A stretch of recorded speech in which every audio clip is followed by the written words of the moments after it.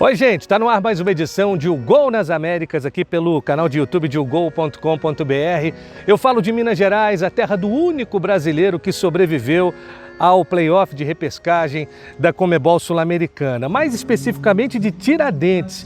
E essa trilha que você está ouvindo ao fundo são os candidatos do Festival Nacional da Canção que está rolando aqui. Então, ao longo do nosso programa, vez e outra você vai ter esse BG luxuoso acompanhando o nosso programa. E Tiradentes, mesmo tendo morrido, mais de 100 anos antes do futebol chegar ao Brasil, tem muito a ver com o futebol. Tiradentes, Joaquim José da Silva Xavier, o prócer da Conjuração Mineira, morreu, foi decapitado, esquartejado em 21 de abril de 1792. 103 anos depois, o futebol chega ao Brasil, mas ainda assim ele tem muito a ver com o futebol. Você sabe dizer qual é a relação de Tiradentes e o futebol? Eu te conto no final dessa edição de O Gol nas Américas, que vai falar também da definição das oitavas de final da Sul-Americana, confronto a confronto, o que vem por aí. Só sobraram dois brasileiros, o Fluminense e o Atlético Mineiro. No Radar o Gol, a gente vai falar aqui de um pontinha direito argentino que está dando o que falar lá no Central Córdoba, e ainda um recorde, mais um, para conta de Hernan Barcos na Conmebol Sul-Americana. Fica com a gente, está só começando o Gol nas Américas.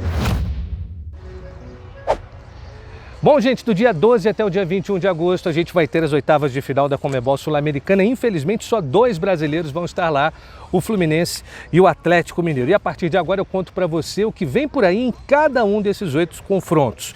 Começando pelo Once Caldas da Colômbia contra o Huracán. Esse vai ser um confronto inédito na história de competições da Conmebol. O Once Caldas, que está participando pela segunda vez da competição, todo mundo se lembra, foi campeão da Libertadores em 2004, em cima de um argentino, o Boca, ganhando nos pênaltis a Libertadores e no ano seguinte perdendo a decisão da Recopa para os argentinos. Já o Huracán, que está jogando a sua 5ª edição de Sul-Americana, está invicto nessa edição. Até aqui são 4 vitórias e 2 empates. O Globo, como é conhecido o Huracán, jamais venceu um time colombiano em competições da Conmebol. Até hoje, em 10 partidas, foram 7 empates, 3 derrotas. Então essa escrita terá que ser quebrada se o Huracán estiver realmente a fim de chegar às quartas de final. Na única vez que o Huracán chegou a uma final de Conmebol Sul-Americana, ele perdeu para um time da Colômbia, que foi o Santa Fé, no ano de 2015. Outro confronto que vai rolar nas oitavas vai reunir o Bolívar e o Cienciano, 2 times que são marcados por jogarem na altitude. O Bolívar em La Paz e o Cienciano em Cusco. O Bolívar nunca enfrentou equipes peruanas na Sul-Americana e em competições da Conmebol, pegando aí Libertadores e outras competições, tirando a Sula, já que é um confronto inédito, o retrospecto é negativo para o Bolívar contra times do Peru. 20 jogos, 6 vitórias, 3 empates e 11 derrotas. É a 13ª Sula que o Bolívar disputa, Bolívar que foi o vice-campeão na edição de 2004. Um ano antes, 2003, o Cienciano foi o campeão. Cienciano, que está jogando pela 6ª vez a Sul-Americana, está invicto nessa edição, só que empata muito. 2 vitórias e 5 empates para o time de Cusco. Na Libertadores, os 2 confrontos que o Cienciano fez com o Bolívar, ele levou a melhor. Foi em 2007, 5-1 em casa e 3-2 fora. E o primeiro brasileiro que vai aparecer por aqui nessa projeção dos confrontos de oitavas de final é o Fluminense, que vai jogar contra o América de Cali. O Flu que está disputando a sua 11ª Sula, foi vice-campeão em 2009, vai fazer um confronto inédito com o América de Cali. O tricolor, que nunca perdeu um mata-mata para times da Colômbia, tem um ótimo retrospecto contra colombianos em competições da Conmebol. Em 14 jogos ele ganhou 10, um empate, 3 derrotas. Já o América de Cali, ele se classificou eliminando outro brasileiro, o Bahia, e já tinham tirado na fase de grupos o Corinthians. Então é bom o Flusão ficar de olho. É a 7ª Sula que os colombianos disputam e vão tentar chegar às quartas de final pela primeira vez. Agora um confronto equatoriano, Independiente Del Valle contra o Muxuc Runa, Bicampeão da Sula 2019 e 2022, o Del Valle despachou o Vasco na repescagem e vai fazer um confronto doméstico com o Mushuk Runa, que foi o primeiro colocado no grupo onde estava o Cruzeiro. O Cruzeiro que foi eliminado precocemente. É um confronto inédito em competições da Conmebol, embora eles se enfrentem constantemente no cenário doméstico, lá no Equador. No confronto mais recente, no Campeonato Equatoriano, o Del Valle ganhou por 2-1. Se a gente pegar o confronto geral, ampla vantagem para o Del Valle, 20 vitórias, 3 empates e só 4 derrotas. Outro confronto com times do mesmo país vai reunir os argentinos Central Córdoba e Lanús. Central Córdoba foi muito bem na sua primeira Libertadores, fez 11 pontos no grupo do Flamengo, só não avançou justamente pela questão do saldo de gols. O time de Santiago del Estero vai pegar um adversário que está invicto na Sula. 3 vitórias, 3 empates, é o Lanús, que já ganhou a Sul-Americana em 2013 e foi finalista também em 2020, quando perdeu para o Defensa e Justiça. O retrospecto deles no cenário doméstico é bem equilibrado. 2 vitórias para cada lado e 5 empates. Vamos ter também um confronto de 2 campeões da Sula. A Universidade de Chile, campeã em 2011, vai pegar o Rei de Copas, o Independiente, que ganhou em 2010 e também 2017. Confronto inédito em competições da Conmebol, mas já aconteceu na fase de grupos da Mercosul em 98, uma vitória para cada lado. O Galo é o segundo brasileiro que sobreviveu até as oitavas. O Flu foi direto como primeiro do seu grupo. O Galo foi o único dos 4 que jogaram a repescagem que conseguiu chegar. Vai pegar o Godoy Cruz, é a 10ª Sula que o Galo disputa. Galo que foi mais longe em 2019, quando foi semifinalista. Esse confronto com o Godoy Cruz é um confronto inédito em mata-matas de competições da Conmebol, mas eles já se enfrentaram na fase de grupos da Libertadores de 2017.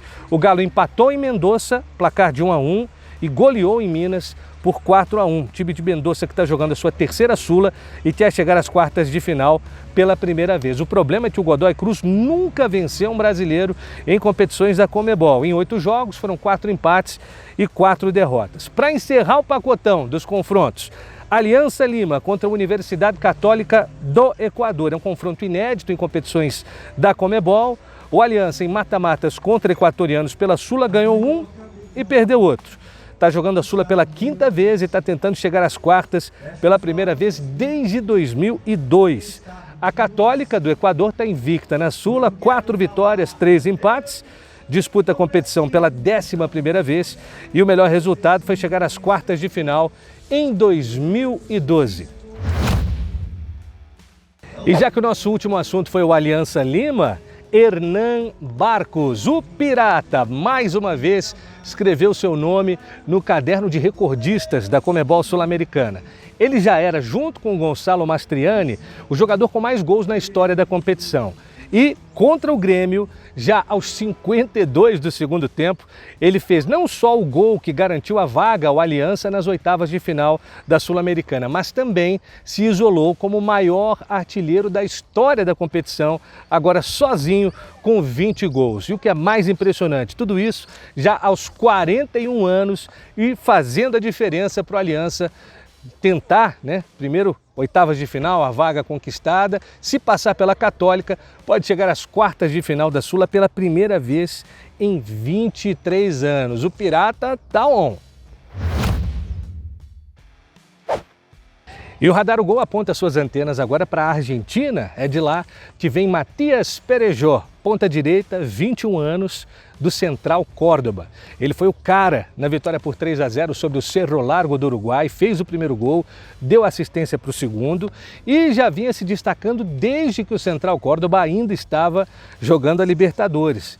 Você que é torcedor do Flamengo vai lembrar. Foi dele a jogada em que o Léo Pereira meteu a mão na bola, cometeu o pênalti que começou aquela trágica derrota por 2-1 para os argentinos dentro do Maracanã. O Perejó tem 1,68 m de altura, é um cara muito leve, tem facilidade para mudar de direção com a bola dominada.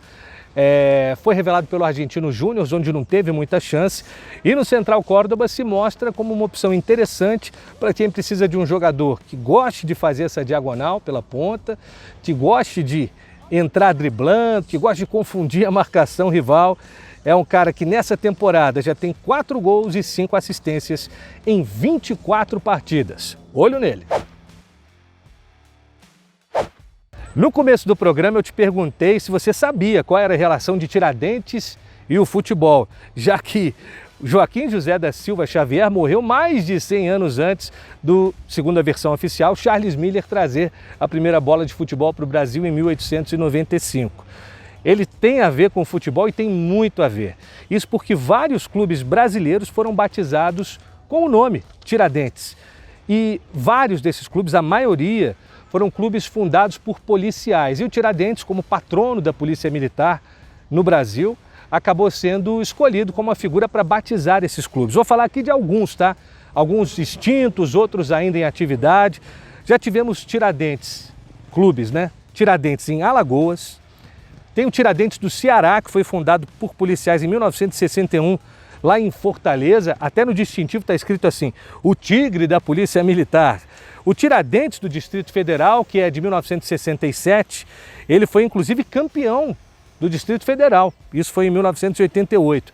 Temos também Tiradentes no Pará, time que foi fundado em 1973 em Belém, clube também da PM, depois mudou de sede, chegou a estar inclusive em Barcarena, em outras cidades, mas foi fundado em Belém. O Tiradentes do Piauí, fundado em 1959 em Teresina, 5 vezes campeão estadual por lá, né, no Piauí, e chegou a jogar a primeira divisão do Campeonato Brasileiro também, 5 oportunidades, e levou a maior goleada da história do Campeonato Brasileiro, levou um 10-1 para o Corinthians em 1983. E são vários, viu? Tem também no estado do Rio, Tiradentes em Niterói, Tiradentes em São Gonçalo, que inclusive foi campeão niteroiense em 1974, e curiosamente, o estado com mais clubes levando esse nome é Santa Catarina. Temos Tiradentes na cidade de Tijucas, em Itajaí e também em Lebon Regis. Meus amigos, está terminando a edição de hoje com esse ar puro das montanhas, essa paisagem espetacular de Tiradentes, ao som da turma do Festival Nacional da Canção, que acontece aqui em Tiradentes, em uma das suas etapas, e que serviu de BG em alguns momentos do nosso programa. Semana que vem a gente volta aqui no canal de YouTube de ugol.com.br. Se você ainda não assina o canal, se inscreva lá no canal, ative o sininho para receber as notificações sempre que um novo vídeo chegar, tá bom? Grande abraço, até semana que vem. Valeu, tchau, tchau!